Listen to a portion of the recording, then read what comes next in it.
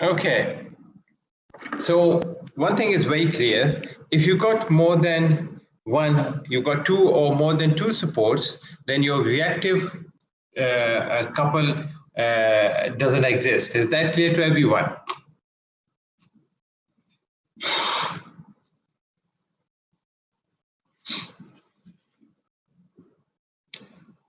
So just to summarize, I'll show you this one so that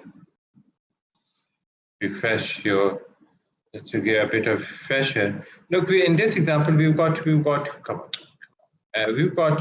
a bearing here, a bearing here, and a bearing here.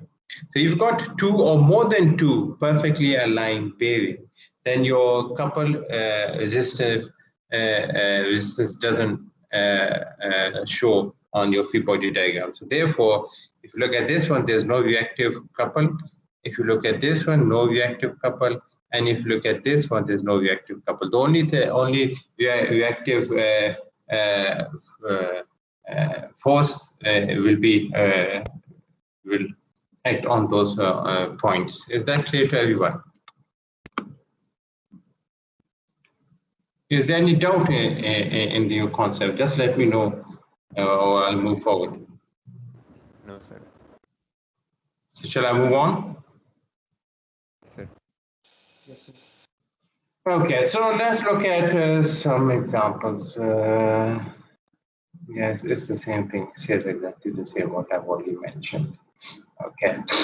Yeah, constraints for a rigid body. It says here, redundant constraints. So when a body has more support than necessary to hold it in equilibrium, it becomes statically indeterminate. So it means through statics, you cannot find your solution. For example, if I go back to this one, look at this one. I've got two and I've got the third one. There was no need for any one of this. If I get rid of this, my system is still static. If I get rid of this, the system is still static. So if you got more support than needed, it's statically indeterminate. So through engineering strategy, you cannot find the answer.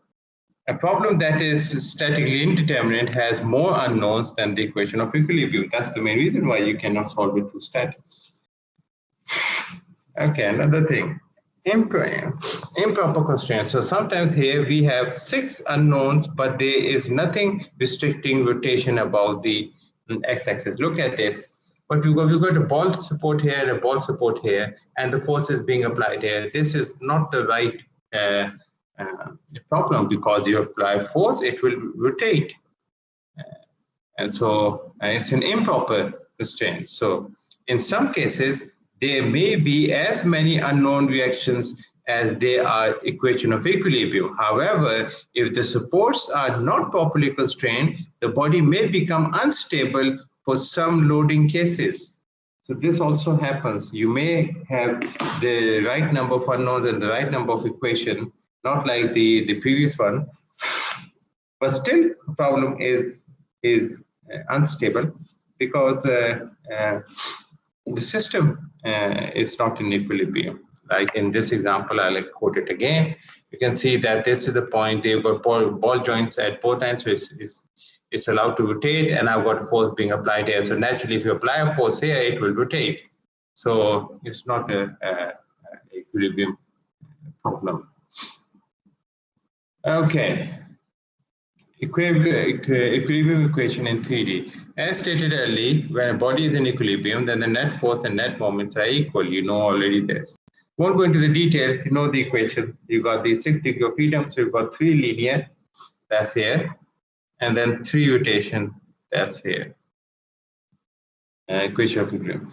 So the moment equation can be determined about any point, usually choosing the point. Remember, the point where the maximum number of unknown forces are present simplifies the solution. So it says you can take moment anywhere, but like I mentioned all the time, you take the moment at the point where you've got the maximum unknown force, so that unknown force doesn't appear in your equation. So those forces, as says, those forces do not appear in the moment equation, since they pass through the points. There's no moment arm. Thus, they do not appear in the equation. So remember, if you've got unknowns, the more unknowns. So you take the moment at the point where you got the maximum unknown, so it will not appear in your equation.